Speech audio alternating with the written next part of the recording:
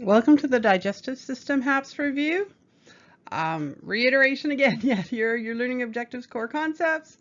Pause the video at any time if you want to look at the pictures some more, and then go back and use your lecture notes and your textbook and Google and YouTube and Khan Academy, whatever you need to help you get this material memorized and learned and understood for the exam and for the rest of your nursing career. All right, components of a healthy diet. I think everybody kind of knows their dietary requirements and what's needed. Do you know how the different nutrients are used? And this is how I kind of left that up to you guys to try and decide how best to get that information into you. You could use your textbook or your base knowledge already. The rest of the diagrams talk about the digestive system, the main structures here in the very first diagram on the left. The structural relationship between the intestinal organs and the peritoneum. So note, intestinal organs are normally beneath the peritoneum, or the greater omentum, and the peritoneum surrounds most of the organs. We all know that already. The layers of the digestive tract, all right, mucosa, submucosa, muscularis externa, serosa, MS or SM, know the order, know the which is inner, which is outer, that type of thing. And then the 6 steps of digestion. Ingestion, eat food. Secrete hormones, or sorry, enzymes, and also hormones are secreted to help with the digestion process, which is number 3. We need to move it through, that's motility, number 4. Main job, of course, we need to absorb it from the digestive tract into our bloodstream. And then what's left over, what we can't make use of anymore, we form into a combustible product that can be excreted, known as defecation. The parts of the mouth. All right, again, mostly anatomy. Make sure you know your 5 types of teeth: incisor, canine, premolar, molar. I'm missing one, sorry. Incisor, canine, premolar, molar. There's 2 different types of molars. There's 4 teeth, right? Got that. Okay, the parts of the stomach, the fundus, the body, the pylorus, the different layers, all the same, but note that we have 3 muscle layers to help with churning of the food.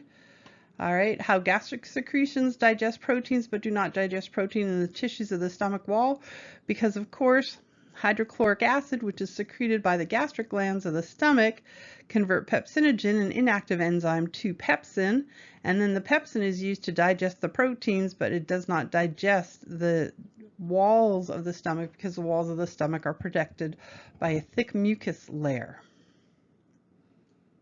And the phases of swallowing are on the right-hand side there. We call swallowing deglutition, D-E-G-U-L-T-I-T-A-T-I-O-N, deglutition. There are some words that just even catch me up. All right, label the parts of the small intestine: duodenum, jejunum, ileum, parts of the large intestine: the cecum, ascending colon, transverse colon, descending colon, sigmoid colon, rectum, and then the anus.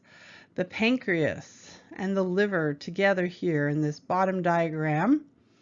All right.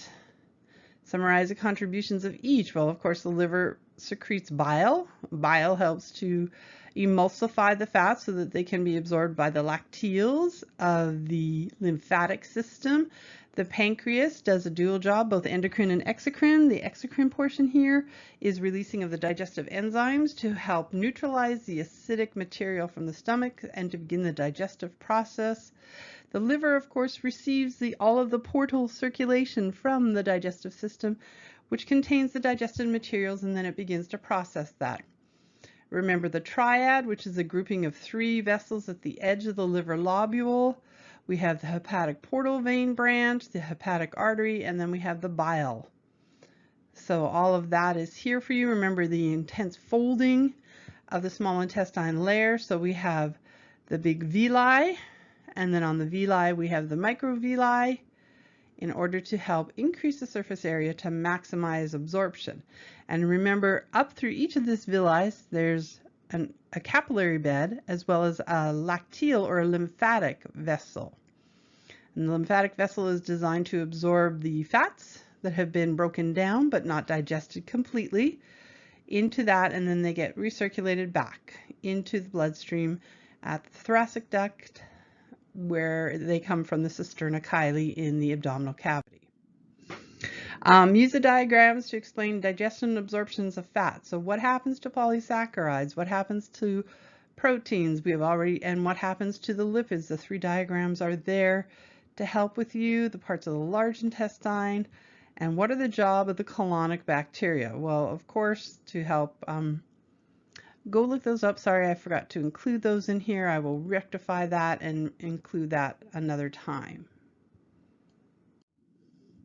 And then explain regulation in the cephalic, gastric, and intestinal phases of digestion. I see my figure kind of covered up that. That should be gastric and intestinal phases.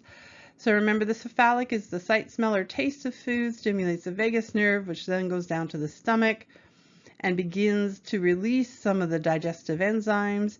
The chief cells release the pepsinogen, the parietal cells release the hydrochloric acid. So stomach distension with food, the G cells release the gastrin, which leads to increased motility, and we go on from there.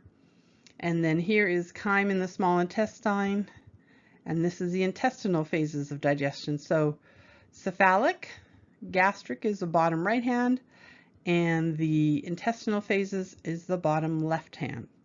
Still a lot of material in this. Again, I do a brief overview just to refresh your memory.